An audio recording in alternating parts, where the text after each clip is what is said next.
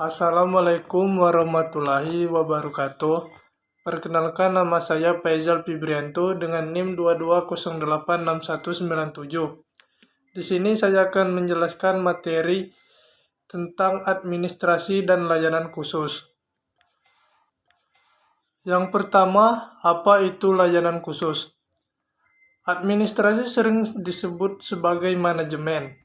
Manajemen merupakan alat untuk mencapai tujuan yang diinginkan.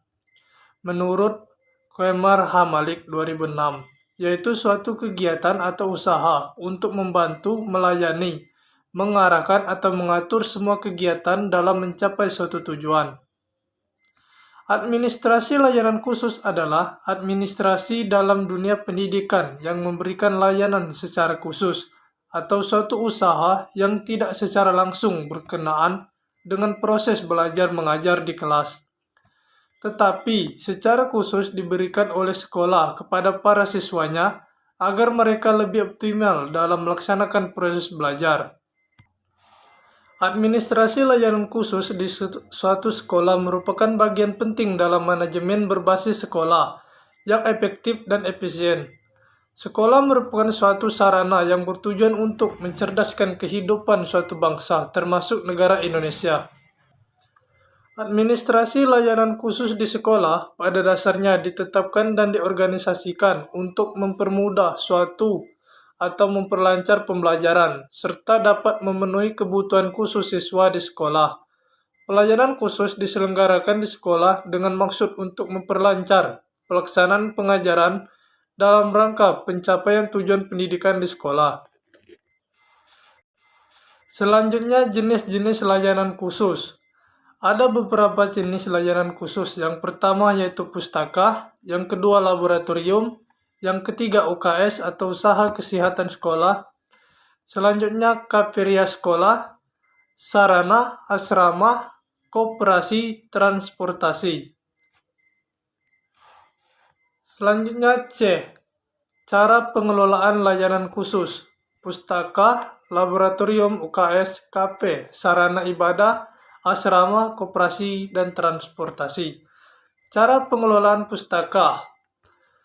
Pengelolaan layanan khusus pustaka melibatkan sejumlah tugas dan praktik yang dirancang untuk memastikan bahwa pustaka dapat memberikan layanan yang efektif kepada kelompok tertentu, seperti anak-anak, penyandang, dan atau kelompok etnis minoritas. Berikut beberapa langkah dan cara pengelolaan layanan khusus. Yang pertama, penilaian kebutuhan. Yang kedua, pengembangan koleksi yang sesuai. Yang ketiga, pembinaan dan pelatihan. Yang keempat, penyediaan fasilitas yang sesuai. Yang kelima, promosi dan informasi. Selanjutnya, evaluasi dan pemantauan, dan kolaborasi dengan lembaga teknik yang terkait. Selanjutnya, laboratorium.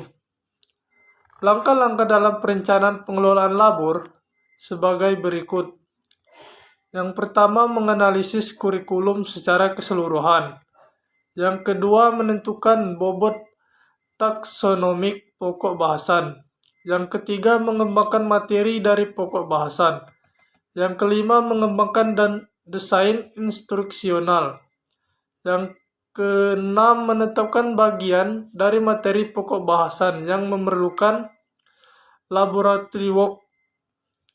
Yang kesembilan, peralatan yang akan digunakan. 10. Penetapan langkah-langkah dalam pengajaran dengan pemakaian laboratorium. Selanjutnya UKS. Cara pengelolaan UKS. Yang pertama yaitu guru memberikan pelajaran pendidikan kesehatan kepada siswa. Yang kedua, guru melakukan pemeriksaan rutin terhadap siswa yaitu sekali seminggu. Yang ketiga, guru melakukan pemeriksaan berkala sesuai dengan kartu menuju sehat yaitu sekali 4 bulan. Selanjutnya, kafeteria sekolah. Cara pengelolaannya. Administrasi kafeteria atau warung kantin sekolah harus menjaga kebersihan masakan yang disajikan kepada para siswa. Yang kedua, tempat yang digunakan juga harus menjadi pertimbangan utama.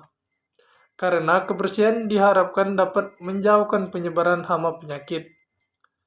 Yang ketiga, makanan yang disediakan hendaknya makanan yang bergizi tinggi, memiliki vitamin-vitamin yang diperlukan siswa pada umumnya. Yang keempat, harga makanan-makanan hendaknya dapat dijangkau atau sesuai dengan kondisi ekonomi siswa. Yang kelima, mengupayakan agar kafeteria atau warung kantin sekolah tidak memberikan layanan dan kesempatan kepada para siswa untuk dapat berlama-lama atau nongkrong. Selanjutnya, sarana ibadah. Cara pengelolaannya memperkenalkan sarana ibadah yang ada di sekolah tersebut. Yang kedua, mengajak siswa untuk menggunakan sarana ibadah yang telah disediakan oleh sekolah secara efektif dan efisien mungkin. Selanjutnya, asrama. Cara pengelolaannya membuat peraturan-peraturan penyelenggaraan asrama, menyusun rencana anggaran belanja untuk pengelolaan per tahun, membuat peraturan yang berkaitan dengan keamanan asrama sekolah. Selanjutnya, koperasi. Cara pengelolaannya membimbing peserta didik dalam kegiatan koperasi sekolah. Yang kedua, membimbing peserta didik menemukan manfaat koperasi sekolah. Selanjutnya, transportasi. Cara pengelolaannya untuk memberikan layanan transportasi bagi seluruh siswa karena alasan jarak antara sekolah dan rumah. Yang kedua, untuk melengkapi kemungkinan keamanan transportasi. Yang ketiga, untuk transportasi kemungkinan dengan program instruksional untuk menciptakan kondisi yang lebih positif baik mental, moral, dan fisik dari siswa-siswa. Yang keempat, pengoperan transportasi agar dapat diperoleh efisiensi dan ekonomis. Yang kelima, menunjukkan simpati masyarakat bahwa transportasi. Selanjutnya D. Peran guru dalam administrasi layanan khusus. Yang pertama, keterlibatan guru dalam administrasi perpustakaan, misalnya memperkenalkan buku-buku kepada siswa. Yang kedua, mengetahui jenis, menguasai kriteria umum yang menentukan baik buruknya suatu koleksi buku-buku perpustakaan. Yang ketiga, mempromosikan perpustakaan, baik pemakaian maupun untuk pembinaannya. Kesimpulan, administrasi layanan khusus adalah layanan yang secara khusus diberikan kepada peserta didik yang tidak secara langsung berkenaan dengan proses belajar mengajar di kelas, tetapi secara khusus diberikan oleh sekolah kepada peserta didik untuk mengoptimalkan dalam melaksanakan proses belajar. Administrasi layanan khusus merupakan bagian yang krusial dalam menyediakan pelayanan yang tepat dan berkualitas kepada individu atau kelompok yang membutuhkannya. Dengan pendekatan yang baik dalam administrasi, kita dapat meningkatkan aksesibilitas, kualitas, dan efisiensi layanan khusus. Dalam mengelola administrasi layanan khusus, terdapat berbagai tantangan, termasuk keterbatasan sumber daya, perubahan regulasi, dan kompleksi kebutuhan individu yang dilayani.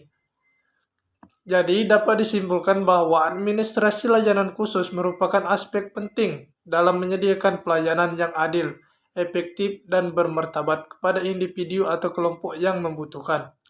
Untuk mencapai tujuan ini, penting untuk terus meningkatkan praktek administrasi, kolaborasi, dan penggunaan teknologi yang lebih baik. Dengan demikian, kita dapat memberikan dukungan yang lebih baik kepada mereka yang membutuhkan layanan khusus. Sekian penampilan dari saya. Apabila ada kekurangan dan kesalahan, saya mohon maaf. Saya akhiri. Wabillahi taufiq wal hidayah. Wassalamualaikum warahmatullahi wabarakatuh.